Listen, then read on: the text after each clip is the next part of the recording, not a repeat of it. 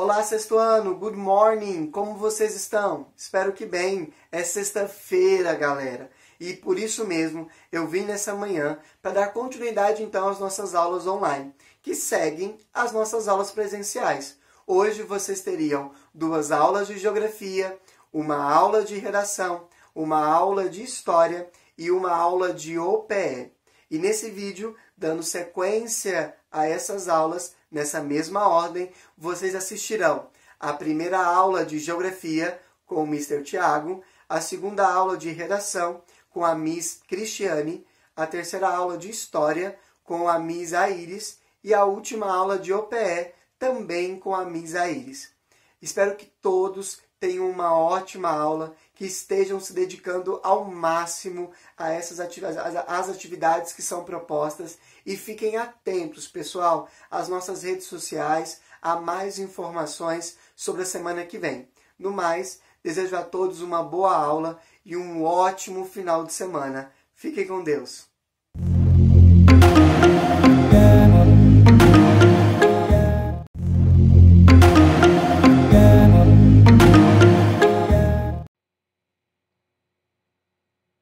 Oi, sexto ano, tudo bem? Comigo está tudo ótimo, espero que com vocês também. Para nossa aula de hoje, sexta-feira, dia 3 de abril de 2020, nós estaremos dando sequência à nossa aula de segunda-feira, tá? Lembrando que todas as nossas aulas agora, mesmo sendo online, elas seguem o horário oficial de aulas. Então, nós temos aulas de redação toda segunda e toda segunda e toda sexta-feira, tá? Então, essa aula de hoje equivale à nossa aula de sexta-feira. Então, hoje nós estaremos dando seguimento ao conteúdo da aula passada. Então, nós iremos fazer uma correção dos exercícios, que é da página 78 a 83. Depois, resolução de exercícios, na página 85. E para casa é uma atividade de leitura, que está na página 86. Essa atividade de leitura eu estarei explicando para vocês no final do vídeo. Tranquilo? Então, eu gostaria que todos pegassem aí o livro didático na página 78, para começarmos a fazer as correções. Ok? Então, vamos lá.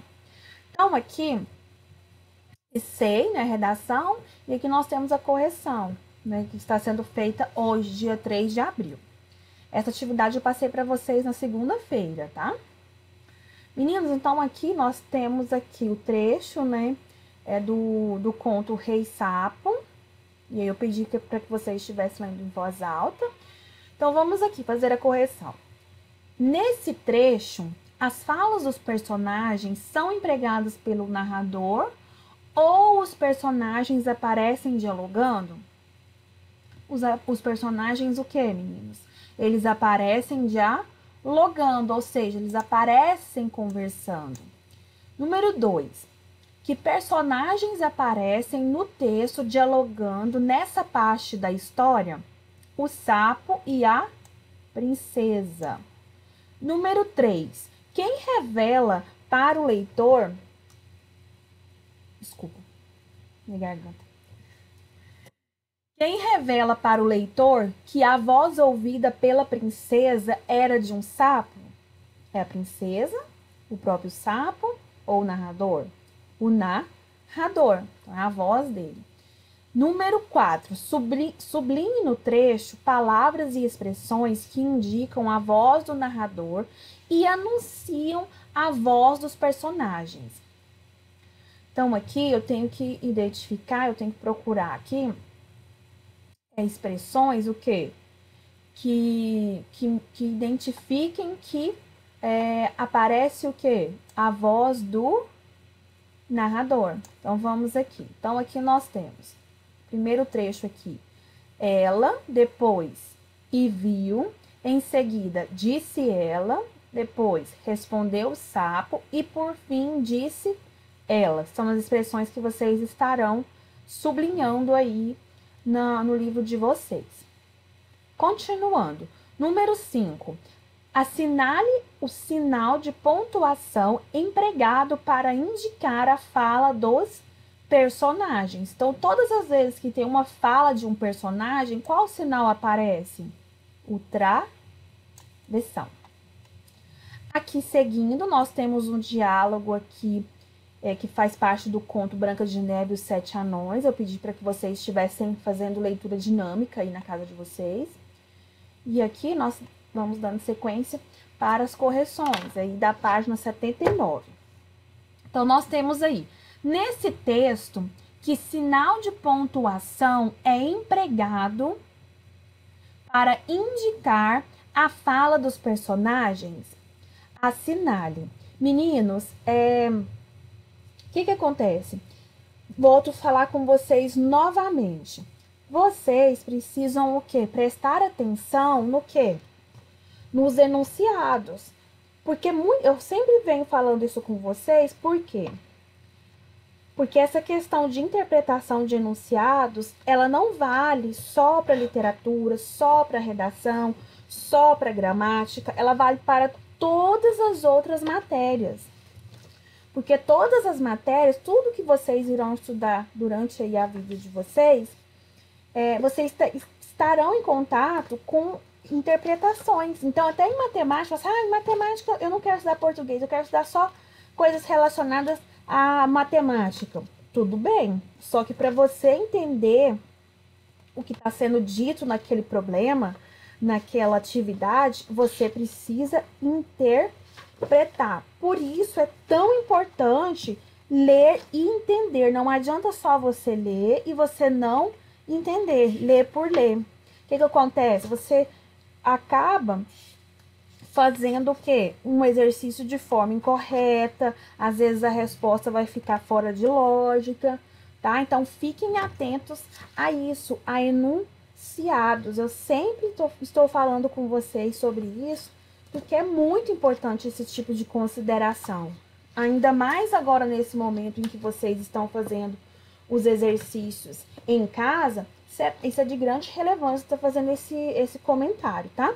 Então, vamos aqui para a nossa atividade. A número 7, ela diz o seguinte. Desculpa, meninos, eu parei aqui. Então, qual o sinal de pontuação é empregado para indicar a fala dos personagens? As aspas. Então, todas as vezes que tem aspas, ela está indicando uma fala. Tá bom? Seguindo aí. Número 7. Observe que no diálogo abaixo foi escrito sem esses recursos. No caderno, reescreva-o utilizando travessões ou aspas adequadamente. Esse exercício é um exercício mais extenso, a correção dele. Porque eu tenho que ler caderno por caderno. Então, quando as nossas aulas voltarem, será um dos exercícios que eu estarei corrigindo em sala, tá? Fiquem tranquilos, que eu estarei olhando todos os exercícios do livro de vocês. Então, deixem ele feitinho lá no caderno de vocês, no caderno de redação, tá? E aí, posteriormente, eu estarei olhando. Sempre que forem fazer esse tipo de atividade, meninos, por favor, coloquem as informações, página, no caso aí é a página 79, coloquem a data, tá? Para o caderno ficar organizado, tudo bem?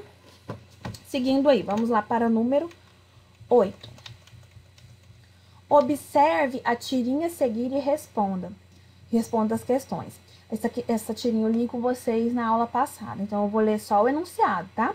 Na tirinha, a Helga demonstra estar irritada com Agar, pois ele se atrasou novamente. Observe o último quadrinho e assinale a alternativa que corresponde à desculpa que Agar iria dar a ela, justificando seu atraso.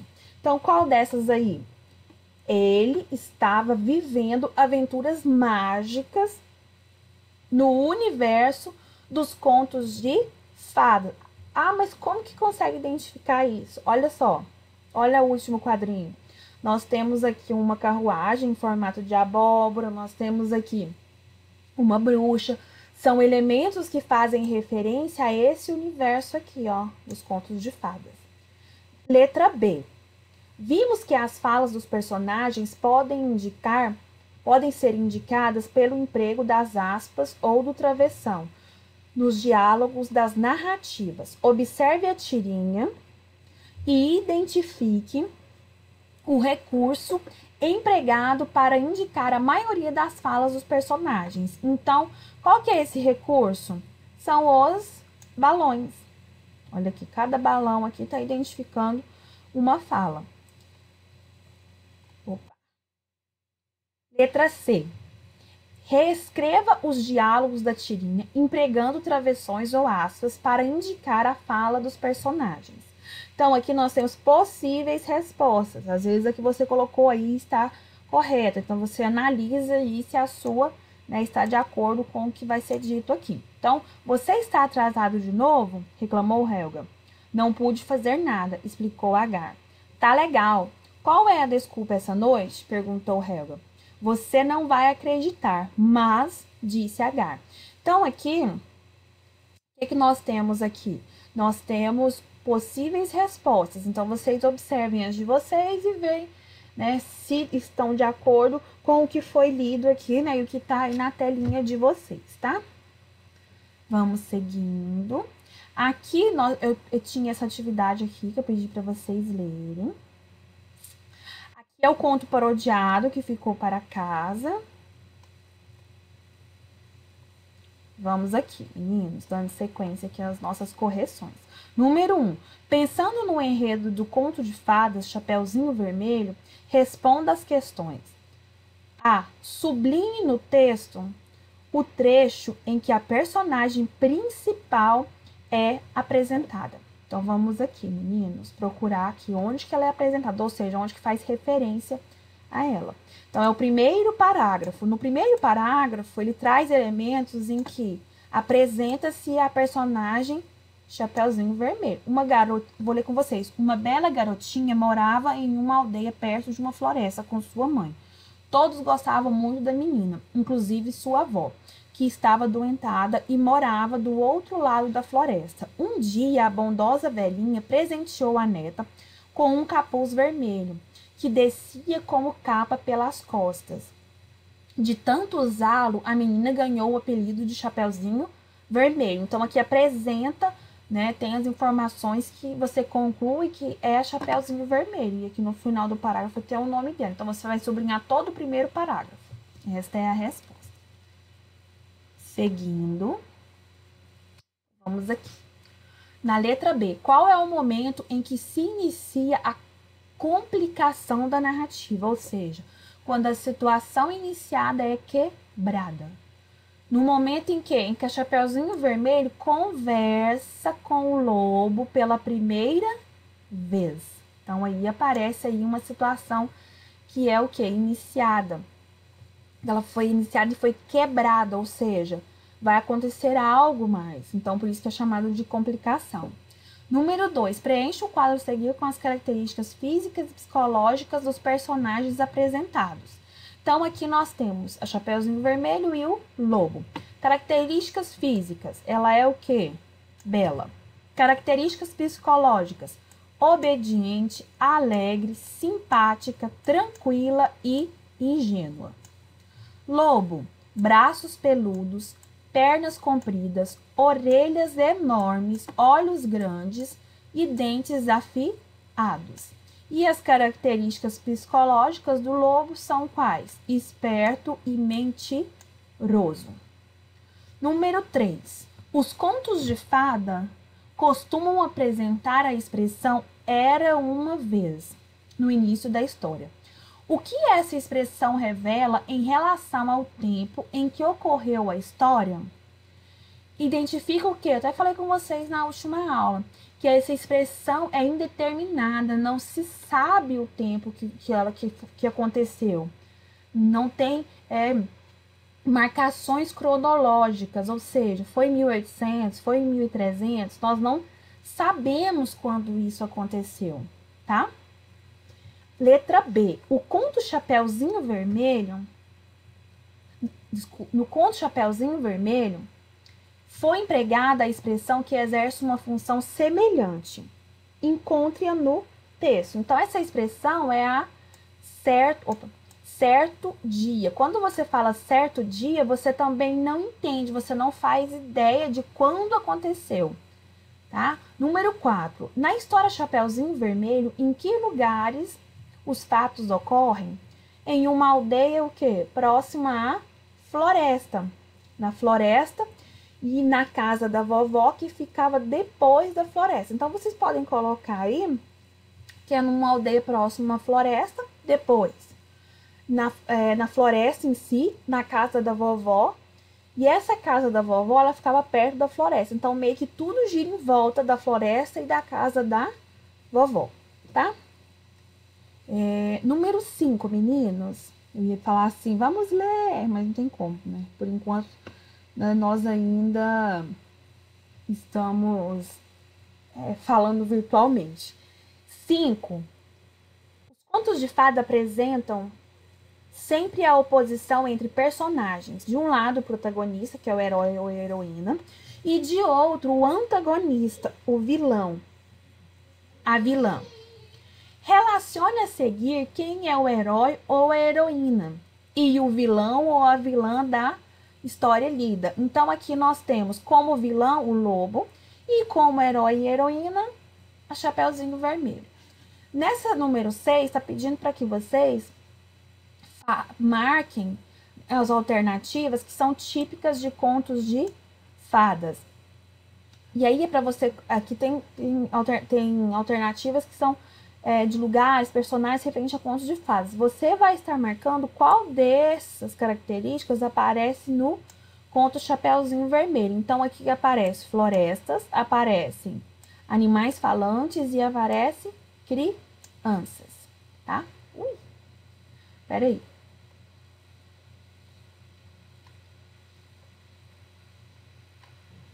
Tô voltando. Número 7, meninos. A número 7 é uma atividade para ser respondida oralmente. Então, você pode estar fazendo aí com um familiar, com quem que esteja aí com vocês, tá? Beber uma água. Seguindo aí. Aí, essa atividade aqui da paródia, meninos, que eu pedi, eu estarei corrigindo ela em sala de aula, tá? Então, essa atividade aí sobre a paródia é em sala de aula. Eu vou pegar o caderno de cada um e vou estar corrigindo, tá bom? Então, agora eu quero que vocês abram aí o livro de vocês na página 85, tá? Que é a atividade de sala. Contar histórias. Antigamente, as histórias eram transmitidas oralmente, de pessoa para pessoa. Assim, a cultura dos povos foi preservada ao longo das gerações. Hoje, as histórias continuam sendo contadas, transmitindo conhecimento e proporcionando prazer para quem ouve e para quem conta. Leia a seguir a tirinha de Maurício de Souza. Veja como contar e ouvir histórias é um prazer. Pai, conta uma história para eu dormir. Tá bem, filho. Que história você quer? Aquela que eu gosto mais. Já sei. Era uma vez 3 porquinhos. Então aqui tem esse diálogo, né, que o filho pede pro pai para que ele leia uma historinha e o pai até sabe qual é a historinha que o filho mais gosta, que no caso aqui é a dos 3 porquinhos. Então, o que nós temos? Número 1, o pai de Cascão sabia de que história seu filho mais gostava? Explique. De novo, meninos, enunciado prestando atenção nos enunciados. Esse enunciado aqui, ele pede para que você faça 2 coisas, que você responda sim ou não e que você explique, tá? Número 2. O que a expressão facial dos personagens revela? O que é a expressão facial? Como que o rosto, né? As expressões, se é de alegria, se é de felicidade, se é de alívio, enfim, você vai falar sobre essas questões aqui. O que essa expressão facial revela? 3. 3, 4 e 5 são atividades para serem respondidas oralmente. Nós costumamos fazer em sala e faremos quando as aulas voltarem. Agora aqui nós temos o homework. Então, destaque aqui. Tá? Em sua opinião, o ato de contar e ouvir histórias é importante? Por quê? Que tal agora experimentar o prazer de contar uma história para seus colegas de turma? No caso aqui, os colegas de casa, os familiares, quem é que esteja aí com vocês. Para isso, escolha uma das opções abaixo. Primeira opção, você pode narrar o conto parodiado que produziu na sessão Produção Escrita, que é aquele da paródia que eu passei segunda-feira. Esse é um ótimo momento para que todos conheçam a sua criação. E caso você não queira ler o seu texto, você pode estar pegando aqui a segunda opção. Caso prefira narrar um conto de fadas, você pode optar por um dos contos apresentados a seguir. Então, você vai escolher um desses aí. Então, nós temos João e Maria, Gato de Botas, Cinderela, Pequena Sereia, Branca de Neve e 7 Anões e Rapunzel. Professora, mas não tem aqui no livro. Não, não tem, só tem o nome deles.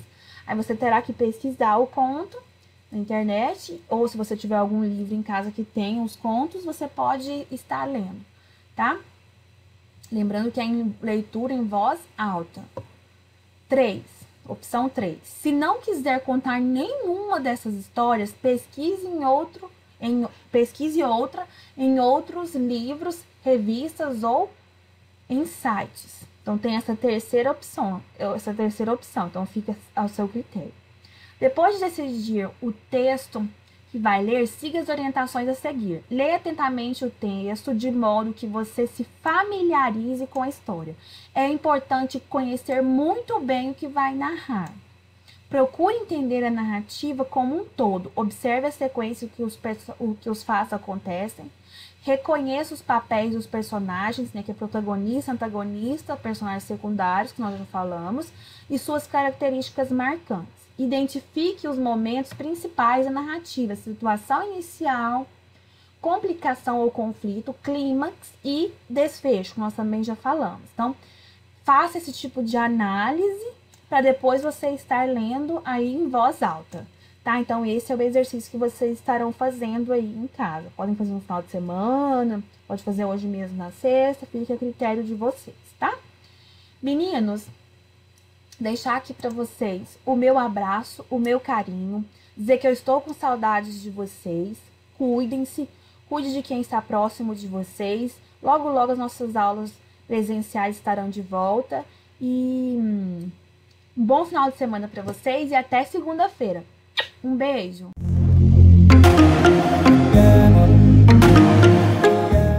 Meus amores, sexto ano, saudade de vocês. Vamos lá corrigir as nossas atividades. Lembrando a vocês que a página 24 nós fizemos em sala, certo?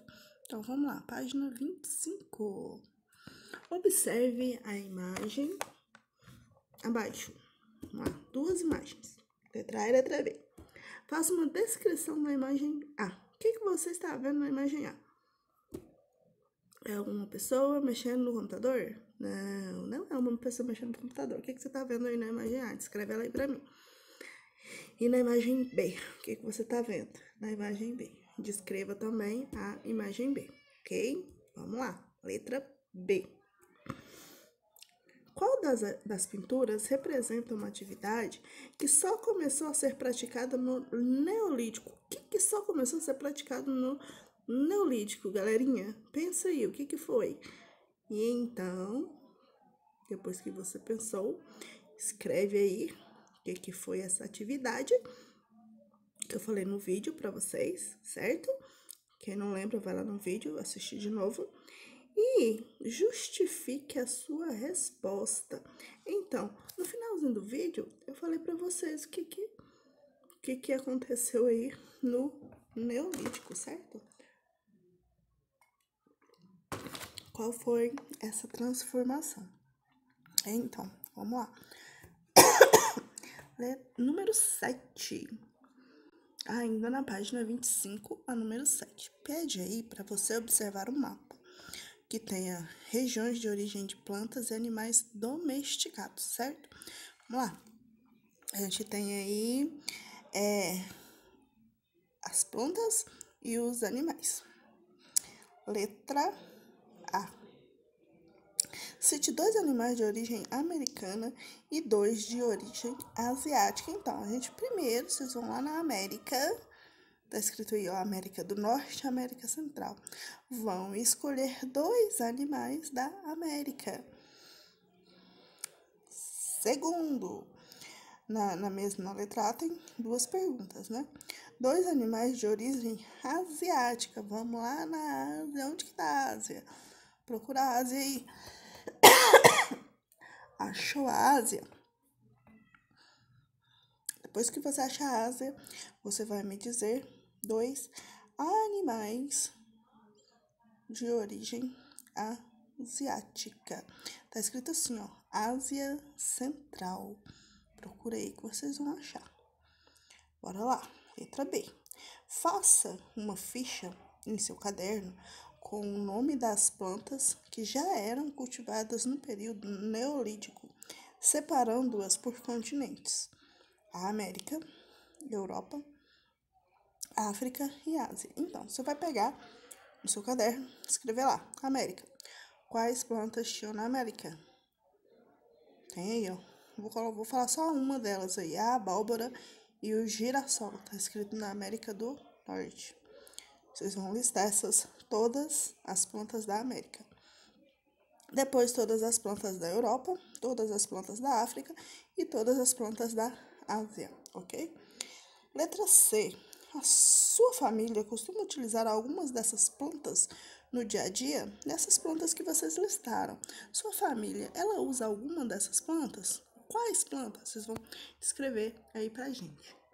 Bora lá para a página 27 e 28. Eu coloquei uma figura só para tudo, para a página 27 e 26 e 27, tá ok? Então vamos lá. Você observa bem, a página 26 e a página 27 formam essa imagem que eu coloquei aí para vocês, das duas juntas, ok? Então vamos lá. Letra A. Primeiro você vai observar, né? Agora, vamos lá.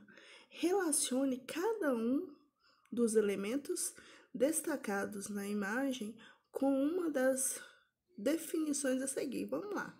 Primeiro, a habitação. Qual dessas figuras aí representa a habitação? A figura A, B, C, D, E. Primeiro vamos ler o que o autor define como habitação. Vamos lá. As habitações neolíticas eram construídas com materiais variados, dependendo das matérias-primas disponíveis na região. Os materiais mais utilizados eram pedra, madeira, barro e palha. Qual dessas imagens aí que tem uma pessoa construindo uma habitação? Vamos olhar a imagem A. A imagem A está apontando para água, então não é. B. Cadê a imagem B? Umas pessoas fazendo comida, então também não é. C. Então uma mulher fazendo alguma coisa ali na rede. Não, também não. D. D está apontando para os animaizinhos ali correndo atrás da menininha. Também não é a letra D. Também não. Tem umas mulheres fazendo alguma coisa. F. Tem uma pessoa construindo uma casa. A casa é uma habitação? Né? Então, letra F. Ok, achamos a primeira. Próxima. Uma aldeia neolítica fica estabelecida próxima a uma fonte de água, geralmente um rio. A água era utilizada para o consumo das pessoas e dos animais e também na irrigação das lavouras. Cadê a água? Vamos lá, vamos de novo. Letra A. Nossa, de cara, letra A. Olha só, letra A está apontando para quê? Para água, então, letra A. Próximo. Os seres humanos inventaram uma técnica que possibilitava moldar a argila, criando recipientes resistentes, cerâmica, para armazenamento de cereais e líquidos e também para cozinhar alimentos. Então, vamos lá. Fabricação de cerâmica. O A não é, né? O A nós já achamos na questão anterior, então vamos para B. B, cadê a letra B? Letra B, eu acho que eles estão cozinhando, então não. Letra C. A mulher de novo mexendo em alguma coisa. Eu acho que não é. C, D também não. É. O E, olha aí, tá apontando para umas pessoas fazendo uns potes, né? E esses potes provavelmente eram de cerâmica. Então, esse daqui é a letra E. Próxima. Uma das inovações do Neolítico foi a invenção de tecidos. Os tecelões utilizavam a lã de carneiro e fibras vegetais para produzir tecidos que serviam, entre outras coisas, para confeccionar roupas. Vamos lá. Lá nós já achamos o B fazendo comida, o C. Olha a letra C. Parece que é a letra C. A mulher ela tá mexendo em alguma coisa ali. Provavelmente é isso que ela está fazendo. Ela é uma tecelã que está aí tecendo um tecido, certo? Próximo. Os cães ajudavam a pastorear o rebanho e também davam o alerta quando se aproximavam estranhos e animais selvagens. Então vamos lá. A não é, B também não, C é a tecelã, D, o D está apontando para os cachorros, certo? Então é a letra D. Próximo, os cereais eram os principais alimentos cultivados. Os grãos podiam ser moídos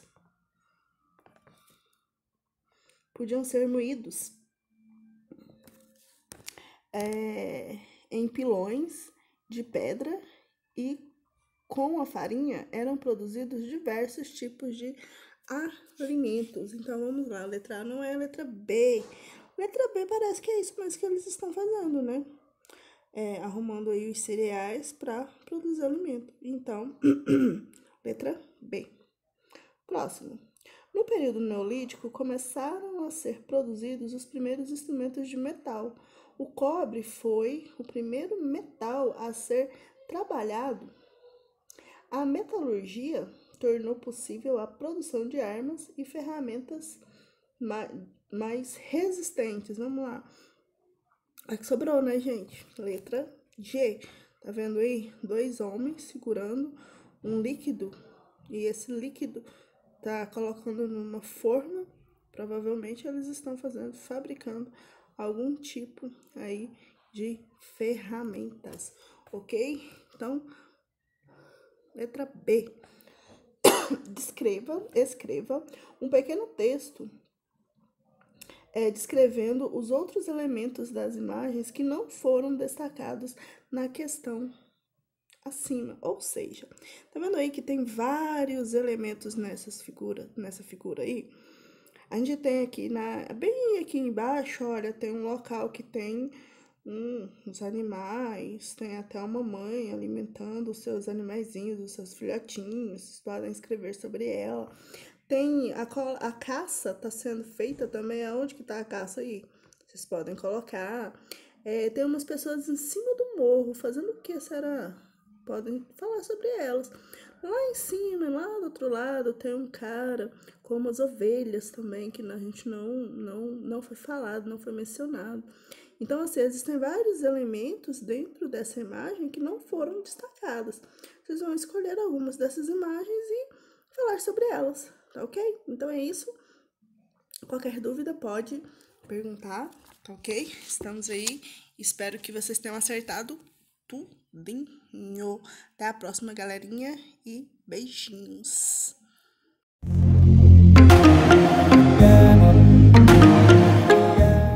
Olá, amores do sexto ano.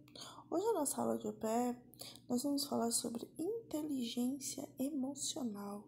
O que é isso? O que é inteligência emocional? Você já ouviu o termo atitude imatura? E o termo que às vezes, principalmente os pais da gente falam muito quando eles dizem assim, nossa, o seu comportamento foi inadequado. Então, quando a gente tem uma atitude madura, um comportamento maduro, o que é isso? Uma atitude madura. Quando você atinge esse comportamento, essa atitude, é porque você alcançou aí a inteligência emocional, certo? Então vamos lá. Crescimento pessoal e saúde mental. Tudo que nós estudamos até o momento tem como objetivo contribuir para o seu crescimento pessoal, que é muito importante. Para atingir esse crescimento pessoal, nós precisamos cuidar da nossa saúde mental. E a melhor maneira de cuidar da nossa saúde mental é nos conhecendo.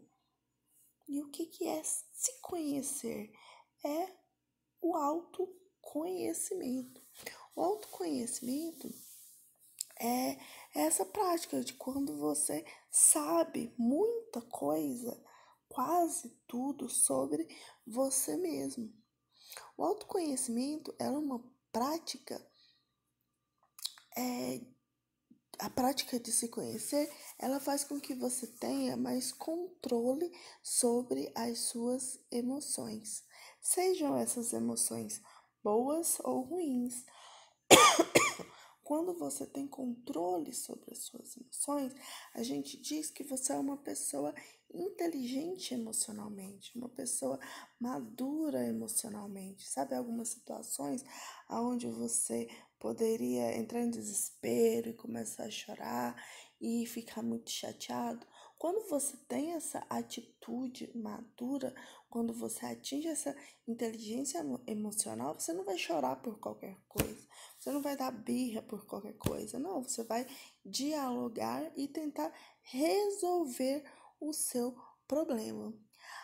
A partir do momento em que nós nos autoconhecemos, em que nós temos aí o controle das nossas emoções, nós descobrimos coisas sobre nós mesmos, como, por exemplo, as nossas capacidades, os nossos limites, as nossas qualidades, os desafios e os nossos defeitos.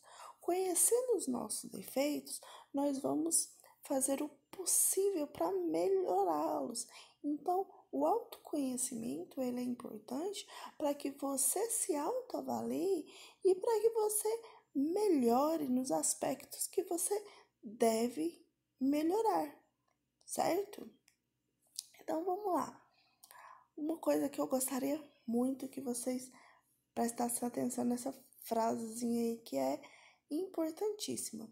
As nossas características, elas não nos definem. Cada um tem a sua característica, cada um é do seu jeito. E nem por isso ninguém é melhor ou pior do que ninguém. Então, estamos todo mundo aí no mesmo barco, tentando nos conhecer, tentando ser um ser humano melhor a cada dia, certo? Então, vamos lá agora, nesse exato momento. Você vai, não deixa para depois não, já pega lá logo o seu livro lá de pé e vamos fazer aí a página 22. Lá na página 22, a gente tem na primeira questão a seguinte pergunta. Assinale com X quais das situações a seguir seriam indicativas de uma atitude madura. Quais dessas atitudes, quais dessas situações são de uma pessoa madura? Quando a pessoa sabe ler, ela é uma pessoa madura? Um bebê, por exemplo, ele não é maduro, ele ainda não está pronto para a vida. Ele ainda não está pronto, por exemplo, para ir para a escola, né? Então, o bebê não sabe ler, então é uma atitude madura. Abrir-se com um amigo sobre um problema, você conversar com um amigo sobre uma situação que você está passando, é uma atitude madura? Sim, não, se você acha que sim, marca um xizinho aí. Cuidar bem da sua alimentação, não ficar o tempo todo comendo salgadinho, o tempo todo comendo besteiras, isso é uma atitude madura? procurar manter seus pertences organizados. Ser uma pessoa organizada é uma atitude de uma pessoa emocionalmente madura. Empurrar de volta alguém que esbarra em você. Isso é uma atitude de uma pessoa madura? Se é, você marca um X aí. Se não é, você não marca nada. Pedir desculpas quando errou. Quando uma pessoa chega e pede desculpas, é uma atitude de uma pessoa madura? Perguntar quando não sabe alguma coisa é uma atitude de uma pessoa madura? Sim, não? Marca o xizinho aí. Procurar animar uma amiga ou um amigo que está triste. Quando você vê ali o seu coleguinha, seu amigo triste, e você tenta animá-lo, isso é uma atitude de uma pessoa que está madura? Escutar atentamente as pessoas, não é só ouvir, escutar por escutar, mas escutar com atenção e saber executar o que essa outra pessoa falou para você. É uma atitude de uma pessoa madura? Ter atitude agressiva quando os outros não respeitam a sua opinião. Você ser agressivo com um colega, o pai ou a mãe, professor, alguma pessoa que pensa diferente de você. Isso é uma atitude de uma pessoa madura? E quando a pessoa está irritada, quando estou irritado, procurar alguém para descontar. Você está chateado, sei lá, você está chateado com a professora de OPE. E aí você vai descontar no seu irmãozinho menor que você. Isso é uma atitude de uma pessoa madura? Ou às vezes não é nem só no seu irmãozinho, mas assim, um animalzinho que você tenha. É uma atitude de uma pessoa madura? Elogiar outras pessoas é uma atitude de uma pessoa que conhece a si mesmo e conhece outra pessoa. Praticar alguma atividade esportiva para você é uma atitude de uma pessoa emocionalmente madura? Sim ou não? Frequentar atividades relacionadas à arte e cultura. Conversar sobre seus sentimentos com pessoas de confiança é uma atitude de pessoa emocionalmente madura? Então, lembre-se, o PE não tem certo e errado. Você vai responder conforme o que você acha que das perguntas que estão certas ou que estão erradas, ok?